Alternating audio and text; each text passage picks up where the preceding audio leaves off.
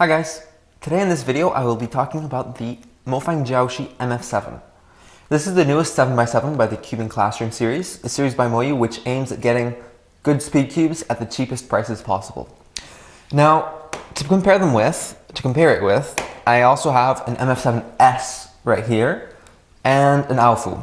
So first off, if you check out the size, the MF7 is slightly larger than both of them. You can see the MF7S is the smallest, the Aofu is a tiny bit bigger, and then the MF7 is a little larger as well. I don't find that to be an issue because the size is still definitely manageable. Compared to a 3x3, you can see it's just a little bit bigger. So it's not a problem like the really big pillow cubes used to be, or the full-size Shengshao 7x7. The turning, I find it's nice and smooth. As you can hear, it doesn't offer that much resistance either. The turning is fast, actually faster than my Aofu, which is very nice actually. It's not even an acceptable speed. In my opinion, it's the perfect speed for a 7x7 because you don't want it to be too fast because that'll make you overshoot, and you don't want it to be too sluggish either, of course. So the outer layers are nice, as you can hear. You can see. Inner layers, if I go like this, it's maybe even a little faster, but that's possibly just because of the extra weight added by more layers.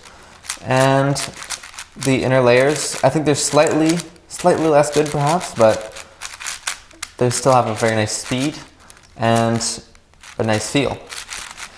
Now, this cube does have slight issues with lockups. Its reverse corner cutting isn't the best, and it does catch a little bit. So if I do a few turns, like you can see it does get the 7x7 lockup sometimes. You see, it does get a little bit of catching, especially on the inner layers. That's probably the biggest issue with this cube, but other than that, it has a nice feel to it. Even though it's larger than the Aofu, it feels a little lighter. I don't have a scale with me, but it probably does even weigh less than an Aofu, even though it's larger. So that does give it a nice feel. And it is only $25 on thecubicle.us, and that is considerably cheaper than any other 7x7 that they have. The second cheapest they have, I believe, might be the MF7S at $29 or something like that. Except this is almost half the price of most mainstream 7x7s.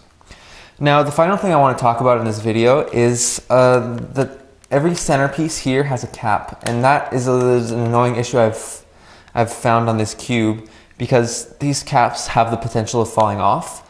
It doesn't happen often that they fall off. It was especially when I've just gotten this cube, and I guess the caps weren't very well fastened, so just like they come off and then you push them on and it should be good.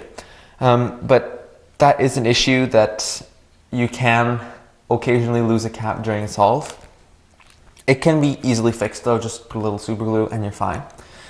Just something you should look out for, especially before like putting a cube in a bag, and you don't want to lose a part of your cube. So that pretty much sums up my opinion on the MF7 7x7. I will finish this video with a solve. Now, just to be warned, it'll be quite slow, but that's not because the cube is bad. That's merely because I'm not good at 7x7. The only reason I've included that solve is simply to show you how this cube handles and not to try to show off my speed or anything. So I hope that you enjoyed this video, and see you again next time.